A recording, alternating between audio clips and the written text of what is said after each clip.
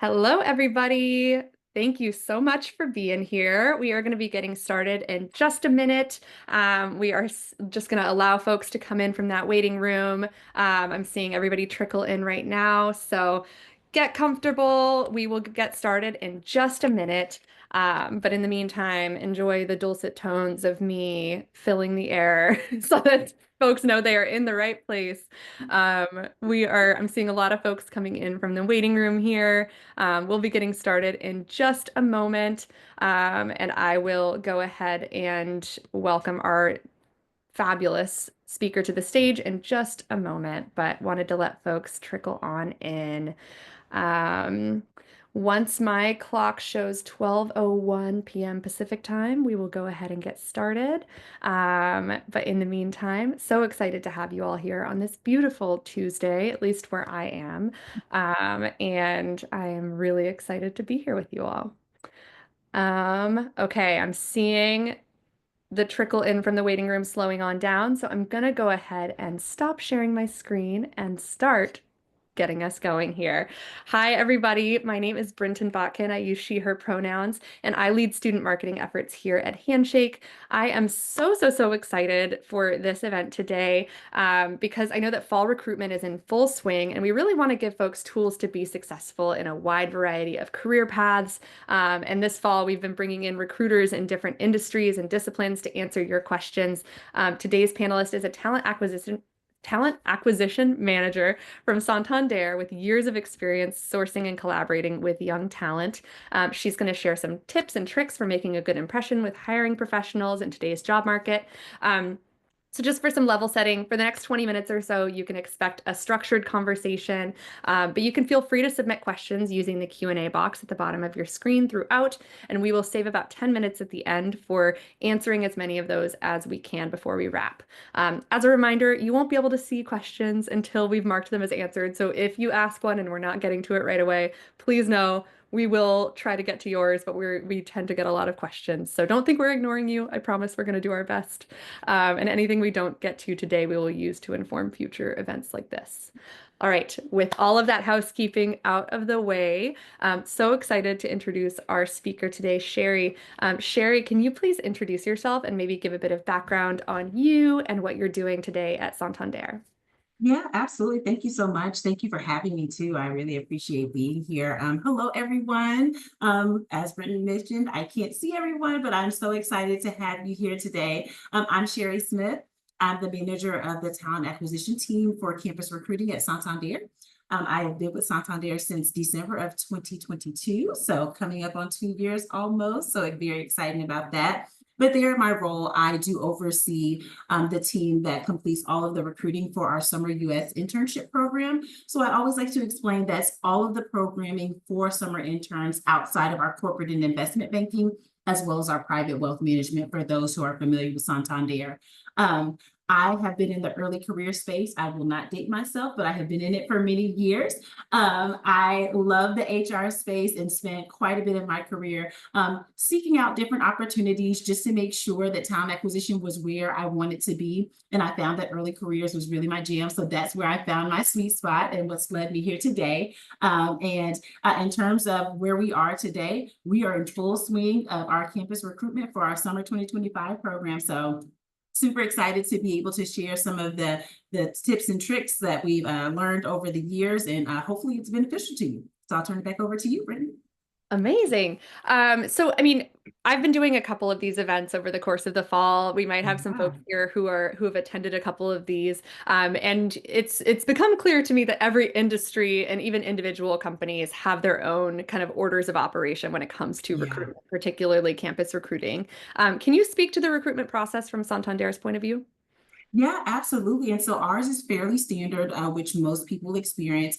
Online applications are the name of the game, right? So we encourage everyone who has an interest in our opportunities to apply online initially. And from there, it's very standard. Our recruiters review all resumes that are received, right? Based on the specifications that hiring managers have designated that says, hey, this person would be set up for success should they come into this internship role. From there, we typically try to keep it to about 1 to 2 rounds of interviews, which typically the first one is with the hiring manager. It's the opportunity for candidates to really dig in, talk about their experiences, right? What's led them to this position, and really get a good general overview of what they can anticipate for the role. I tell folks it's probably going to be more towards the behavioral based side, right? Really trying to get through those soft skills. And then typically, if there's a second or third round, that's where they dig more into your technical skills. And when I say technical skills, just really trying to understand what type of foundation you have from an educational standpoint to once again determine if you would be successful in that role should you be selected for it. Awesome. Thank you for that that overview. And I think we will Yeah. probably get some questions about the interview prep over the course of this event. But one Yes. thing that I want to get into that I have heard a lot from students and folks who are involved in the kind of job search process right now, that one of the most daunting parts of the recruitment process is networking and attending campus events, meeting people. I get it. Networking is super intimidating for me, and again, I don't want to date myself either, but I've been doing Right. it for a while, and it can be very intimidating. Do you have any advice to help students prepare for these networking opportunities, these on-campus events, and helping them create connections that last? Yes, absolutely. What I initially say is just be yourself, right? And I know that might sound really cliche, but being your authentic self really does go a long way. Um, we're people too, right? So we don't bite. And we're looking to make those connections as we continue. Recruiters, we seek out talent, right? We want to have those connections. We're your biggest advocates when it comes to the hiring manager determining that, right? So we want to make sure that we are cultivating good connections. But I think researching the organization, right? And so I'm not saying that you have to know everything about our history from an organizational perspective. But should you have an interest, right, in engaging, I think it's really important to research the mission, the values of the organization, as well as where you might be able to potentially grow. LinkedIn is a wonderful tool to really start one researching organizations because most have a company page, as well as starting to seek out some individuals that might be in the areas that you're thinking that you might want to connect with as well. Um, Joining student organizations are a really great way, right, to learn how to network, how to perfect your elevator pitch, right? I can't tell you how many students come up to our booths when we're on campuses and give that 30-second elevator pitch. That's really, really important too. And then really just being curious, asking questions. Recruiting is very subjective. So there are some recruiters that are willing to be more open than others, right? But I think there's a level of transparency that most recruiters will have and want to see that you have that genuine interest as you look to build those connections for opportunities. Yeah, I think that's a theme that I have heard from several recruiters throughout this event series is that interest goes a long way, and treating recruiters like other humans goes a long way, and having real Absolutely. conversations and just kind of engaging on a on an authentic level, I think is so important. So it's really great Yes. insight. Thank you. Okay, I want to dive into, outside of kind of those networking opportunities and more into candidate profiles. Let's dive into what Yeah. recruiters like yourself are really looking for from candidates in terms of their profiles. So Handshake, LinkedIn, other professional platforms. Do you have any green flags that you look for or red flags that might be a little bit of a thing that keeps you away? Yes, I would say green flags again, authenticity is really big for me. Those are the genuine connections that we can't cultivate. They're either there or they're not, right? And so I think those are really important. Adaptability and flexibility. Santander is going through a huge transformation, not only from a digital platform product perspective, but just organizationally, right? And I think a lot of organizations do have transformations going on. So when candidates are thinking about organizations that are looking to join, that there has to be a level of adaptability and flexibility across candidates because I mean you have to pivot pretty quickly, right? So it keeps you on your toes, but you learn a lot. So I always say it's not a bad experience; it's just a learning experience, no matter how it turns out, right? Um, Being collaborative is super big. You have to be able to work with others, right? There used to be a time where working independently was a great thing, but you have to be able to cultivate those relationships and be able to collaborate with others. There's a lot of cross interdependencies within organizations as well. And I would also say problem skills, right? Problem solving skills. And so being resourceful, being solution oriented is really important, right? You know, coming to the table with, okay, I've identified this problem. These are some solutions I think we could take, some steps we could take to resolve that. Um, Red flags, I would probably say not being able to be accountable, right? Um, as I mentioned, we're all humans. We're going to make mistakes, right? Intent is important, right? So if the intent is good, usually mistakes are usually a little bit more widely accepted. But if you can't take that accountability for that, that typically is something that puts our spidey senses up from a recruiter perspective to say, okay, is this a candidate that we think would be successful, right? Based on our organization's mission and values and the direction we're going into. I think that's a really good Yeah. perspective. And I think that that continues to be important throughout your career, not just Yes. early in your career. I would love to get into, more of the actual application process. Um, Mhm. and, do you have any advice for students who want to make a good first impression when it comes to their resume, or any common mistakes that you want to warn people about? And I'll add a caveat Yes. because I'm going to anticipate some questions that we tend to Yes. around especially folks who might not necessarily have professional experience yet, who are looking to Yes. kind of translate their experiences and skills that might not necessarily be apples to apples with, Yes. an office job or something that they're applying for. Would love to hear your advice for students there. Yes, absolutely. The number one tip I will say is with early careers, we get a lot of candidates, right? And so my number one tip is keep it short, concise, and keep the main thing the main thing.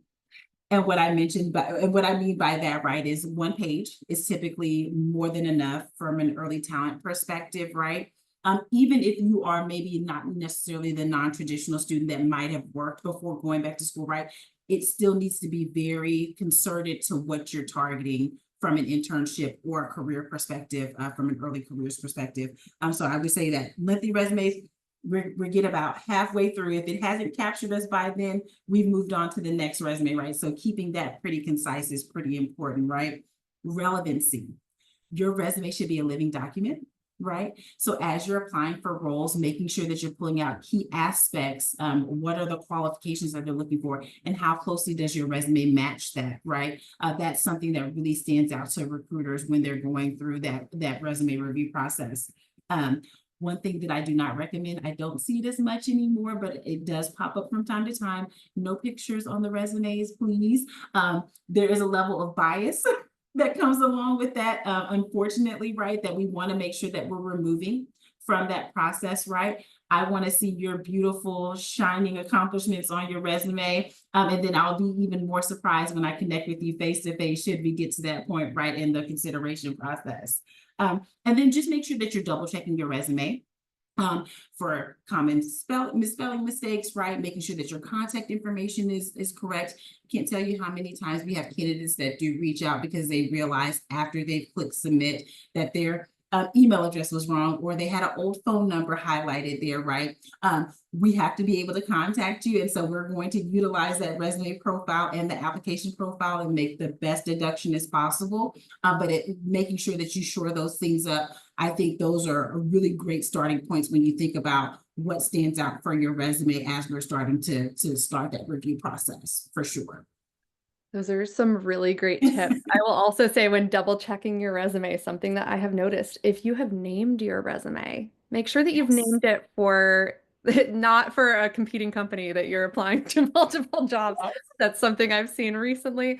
And Sherry, to your point around photos on resumes, we get that question a Yes. lot actually. And there have been recruiters from some industries that have actually shared that they're not allowed to accept candidates that have photos on their resumes because of that Mm, bias question you mentioned. So correct. definitely steer clear of that.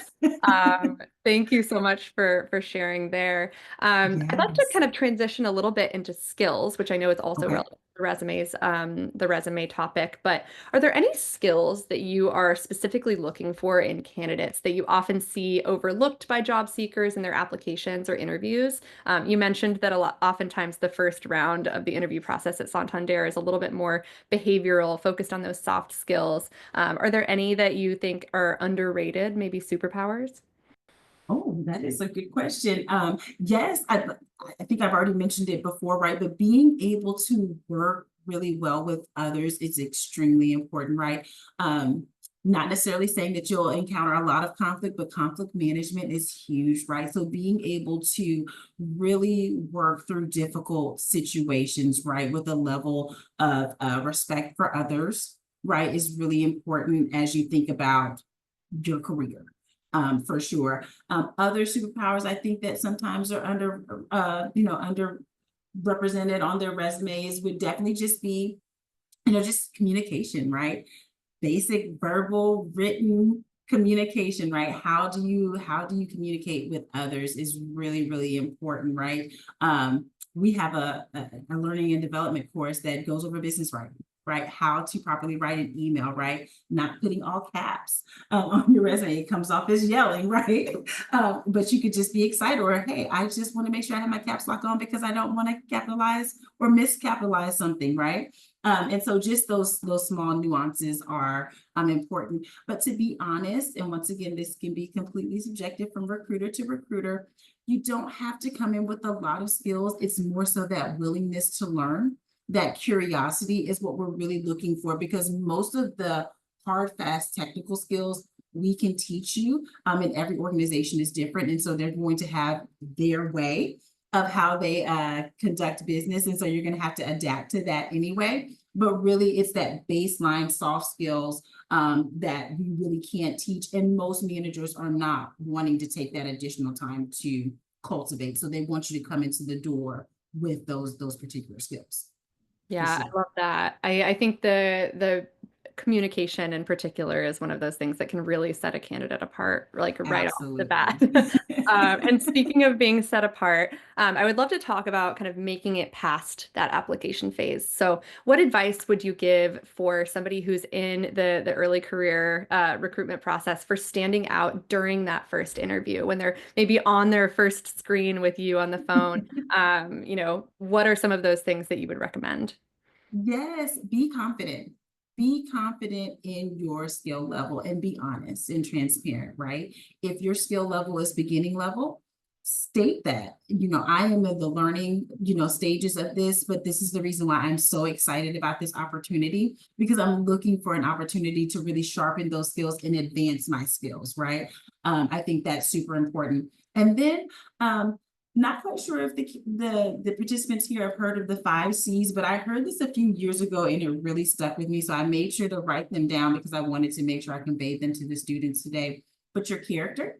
So back to being your authentic self is what I mentioned before, right? Culture fit. And when I say culture fit, I mean, hey, I'm joining Santander. What are their mission and values? What are my values, right? And do those align? Because when you think about interviews, not only are the company interviewing you, you're interviewing them. Is this a place I can see myself, one, joining? Do I see myself being successful here? Do I see myself thriving here? Is really, really important.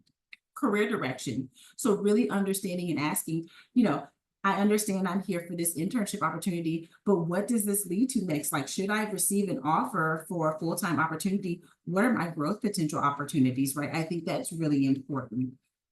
Competence, right? So that's back to speaking confidently about where you are in your skill level. So that way, should you come into this role, your manager has a really good baseline of what they need to make sure that they're, onboarding you onto to make sure that they set you up for success. No one hires anyone into a role for them to be unsuccessful. We want you to be as successful as possible. Your success is ultimately the team and the organization's success. And then finally, those communication skills. So they are super important. When I was in undergraduate, once again, I won't date how long that was ago, but I used to actually practice in the mirror, and I think, talking to yourself, you're going to be answering yourself, but you're by yourself. So no worries, no judgment zone there. But practice speaking to yourself, right? Practice seeing how your mannerisms. I had one manager tell me a long time ago that my facial expressions were a lot during meetings. And so she was like, I'm just going to say, fix your face. But that always stuck with me, right? And so as we move to this virtual world, I love having the camera on. My introvert my introvert in me does not like the camera, but the extrovert in me knows that I want to make sure that I'm putting my best face forward, literally. And so with that, it's super important to understand those nonverbal communication as well as the verbal and as well as the written communication skills. And so I hope that is super helpful. But those are the things when you think about from an interview perspective that I think are super helpful for candidates to know. I love that you shared those 5 C's. That's something Mhm. that, we hear a lot about the STAR interview method, but in terms of Yes, preparation, I think the 5 C's are a really great thing to think through. And my colleague absolutely. just shared that in the chat for folks who Oh, might want good. to go back to it. But also to your point, I think the practicing things out loud, I would say, particularly for folks that are still honing their communication skills too, that can be helpful for interview prep. It can also be helpful as you're Yes. learning to your written communication, like reading something out loud to make sure that it comes across as human and authentic Yes, and well articulated. So love that so much. absolutely. Awesome. I am really excited to get into some Q&A. We've gotten a lot of really great questions, but before we kick that Awesome. off, I'm going to shoot some rapid fire questions over to you. So just quick Ooh, gut answers. Um, okay. cover letter, yay or nay? Nay. Okay. Um, thank you note after an interview, yes or no? Yes. Okay. Mhm. And paper resumes, good idea or unnecessary? Unnecessary. Save the Okay. trees. Love it. Save the trees. Great. All right. Well, we have gotten quite a few good questions here. Continue to submit those, folks. I'm going to try and pull out some common themes that I'm seeing. But I would love to start, I think, with probably a real recruiter conundrum. Um, Okay. and maybe you can talk a little bit more kind of cerebrally about this. But when you have two really amazing candidates, how do you go about making a decision between the two? Like, how do you think about setting them apart? Yeah, that's actually the story of our life quite a bit, right? Especially in the early talent space. And so it really comes back to those soft skills. It really comes back to who do we envision out of these two candidates that could really, really be set up for success in this role and is really going to be someone who's going to come in and thrive, right? And I think also too, that's where that general curiosity, that interest really not necessarily overextending yourself into the position, but really having that genuine interest, that genuine curiosity. That's really what helps us kind of bounce between those things. You also kind of think about the scope too and what you've learned about the person throughout the course of the interview process to really help. If not, what you will see teams do sometimes is have an independent person come in and just say, I just want you to just gauge their level and think about this role and this team dynamic and who would be the best fit. So sometimes you do have to bring in someone who's completely outside of the process because you can get that tunnel vision pretty, pretty quickly. Yeah, that Yeah. that third party tiebreaker, I think, can hopefully be a little bit helpful. We've gotten Yes. a lot of questions about, a couple of different directions, so I'm going to try and bucket them. We've gotten Okay. some questions around Santander and the roles that you specifically recruit for. You mentioned the internship program. Yeah. Some questions about what types of internships are those internships, in person, remote, hybrid. Can you give a little bit of an overview of just some of the types of roles that you recruit for? Yeah, absolutely. And so to answer the latter question, I'll say, is we are under a hybrid working model. And so we are in the office 60% of the time. And so that equates to about 3 days per week. And then the other 2 days you are remote and flexible in your scheduling. There are some teams that like to come on site and collaborate a little bit more, so that can flex from team to team as well, but as a baseline, 3 days per week in a hybrid work model. And in terms of the opportunities that we have a wide variety. And so finance and accounting are some of our larger internship opportunities. We also have that digital transformation that I was speaking of. So that's our retail banking and transformation positions, technology. And with that, it can be infused with data analytics, as well as business analytics, as well as cybersecurity. We also have what I lump into our corporate functions. So that's our internal audit, our risk, our compliance, legal, regulatory relations too as well. And then a lot of data-driven, business analytic-driven roles as well. Love that. And that leads very seamlessly into another question. Mhm. We've spent a lot of time talking about those soft skills that you look for and that can help set people apart. Are Yeah, there any really common, important hard skills that Santander looks for? You mentioned a lot about data analytics and kind of roles in that area. I know that yeah. obviously this will differ based on the role and the function, but are there any hard skills that you would recommend any candidate kind of brush up on? Yeah, absolutely. For those who have an interest like in the data, typically what we're seeing is like Python, R. We have some that require SQL, or I won't say necessarily require a heavy presence, but having the general understanding of SQL too. Um, there are some that still have C++s too as well. Java. I think those, for the most part, are the hard skills. For those who are non-data related in that sense, but more on the finance side, obviously, right, critical thinking skills have been huge, even though that's on the softer skill side, as well as Excel. So we do a lot of spreadsheet, data transfer, all of that. Some roles are getting into Power BI too as well. So that's something to consider, as well as maybe some Tableau experience too. Love that. And on the flip side of that Yeah. question, do you have any advice for somebody who doesn't have a strong finance background to break into kind of an entry level role in the finance industry? Yeah, you know, that's a really great question.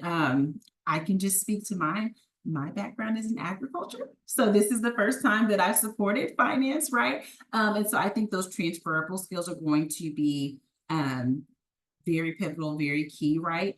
I think if there's opportunities for analyst or representative type roles, those are really great roles that kind of give you that foundational piece when breaking into the finance. So what I will say is sometimes um, when you're looking to make that pivot, sometimes it's not necessarily taking steps backwards, right? It's just reassessing, right? Resetting your footing and then moving forward too as well. So I think the more flexible you are in the types of opportunities that you're open to entertaining, right, to break into the finance industry, I think is most helpful in that sense. Thank you. Okay, I'd love to Yeah. zoom out a little bit and think through. We're getting a lot of questions about resumes and Yes. interviews. So before we have to Okay. stop in just a couple of minutes, when it comes to the interviews, we're getting some questions around what kinds of questions do you like to be asked as a recruiter, as an Mhm. interviewer? And similarly, do you have any kind of guidance for folks sharing their strengths and weaknesses in an interview setting? So that's kind of two questions, but not Yeah. sure if they tie into each other. Yes, I love all types of questions as a recruiter, right? As much as I'm willing and open to share and can share, right? There are some things proprietary, right, that I cannot share with the candidate. But just having a genuine interest about the organization as a whole. You know, when I talk about transformation, well, what do you mean by the organization is going through a transformation? That's awesome, right? What brought me and what keeps me at Santander is a really great question because it always kind of helps me level set and operate from a place of gratitude, right? Just being able to have this platform and have this opportunity to connect with talent. Um, and then just general, just general interest questions, just showing, like I said, that general curiosity and interest in what we do as an organization too. I also sometimes learn a lot from candidates because they've done even more research than I have being internal and really bring things to my awareness too. So I really do appreciate that as well. And then I would think with sharing your strengths and weaknesses during an interview, that's really important, right? Because once again, it's all about level setting. That manager is making an informed decision about should they bring in Sherry or Brenton, right, into the organization. We understand what she does really well, right? And then we also understand the areas where she has opportunity to grow, right? So what types of opportunities, what types of development opportunities can I provide to you coming into this role to help set you up for success? And so we don't even call them strengths and weaknesses. We just call them areas of strengths and opportunities because they really are opportunities to grow upon. And I think it's really important. I think there's also a level of self-awareness, with bringing up those areas of strength as well as those areas of opportunity. Because the worst thing that you could say is that, oh, I don't have any weaknesses or I don't have anything from an opportunity standpoint that stands out to me. And so that's really important to have that level of awareness. Amazing. Yeah. We have a lot of questions about resumes, but I also recognize we only have about a minute. So I'm going to try and tie those into one question. So you mentioned Yeah. that, a real recruiter looks at all of the resumes that come through Santander, but also you get a ton of applications for every early Yeah. talent role. Can you share a little bit about how much time you're able to spend on a resume? And you also mentioned trying to hook somebody really quickly with a resume. So do you have any recommendations for what should be right up at the top to catch attention?